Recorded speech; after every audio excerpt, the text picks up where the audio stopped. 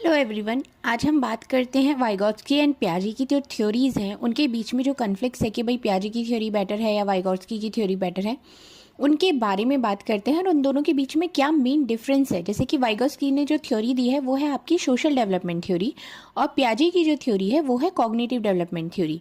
तो सबसे पहले हम वाइगोत्स्की की थ्योरी के बारे में बात करते हैं। ये दोनों ही इन्फ्लुएंशियल थिंकर्स हैं जिन्होंने मेनली जिस तरीके से बच्चा सीखता है उसके इम्पॉर्टेंट आइडियाज़ के ऊपर, उसकी डेवलपमेंट के ऊपर बात करी है। जैसे कि वाइगोत्स्की की अगर हम बात करते हैं तो इन्होंने कहा है कि जो बच्चा है, जो लर्नर है, जब वो दूसरों से इंटरेक्ट करता है, चाहे उसके टीचर है, चाहे पेरेंट्स है, चाहे उसका सोशल ग्रुप है, तो वो ज़्यादा बेहतर तरीके से सीखता है। जैसे कि उन्होंने बात करी है अपनी थ्योरी में जोन ऑफ प्रॉक्सिमल डेवलपमेंट के बारे में। अब जोन ऑफ प्रॉक्सिमल डेवलपमेंट क्या होता है कि इसके लिए मैं आपको एक ये डायग्राम दिखाती हूँ। जोन ऑफ प्रॉक्सिमल डेवलपमेंट होता है, जैसे कि ये बीच में सर्कल आप देख रहे हैं, ये है things I can do with my own. मतलब अगर मैं खुद उससे कुछ करता हूँ तो मैं सिर्फ इतना ही सीख पाऊंगा।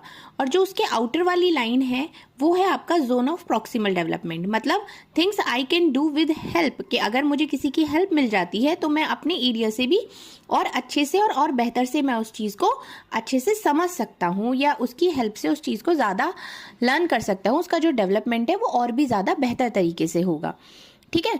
पियाजे ने क्या कहा है, दूसरी तरफ पियाजे ने कहा है कि जो बच्चे हैं वो अपने आप सीखते हैं, अपने एक्सपीरियंस से सीखते हैं और उसी के हिसाब से वो बड़े होते हैं। जैसे जैसे उनकी डेवलपमेंटल स्टेजेस आती हैं वैसे वैसे ही वो सीखते चले जाते हैं और उनका डेवलपमेंट होता चला जाता है। जैसे कि उन्होंने एग्जाम्पल दिया है कि जैसे कि एक साइंटिस्ट है, वो एक्सपेरिमेंट करता है और फिर सीखता है। ऐसे ही उन्होंने बच्चों को सिखाया है कि वो जब वो अपना खुद का एक्सपीरियंस करेंगे तो वो बहुत बेहतर तरीके के समझेंगे।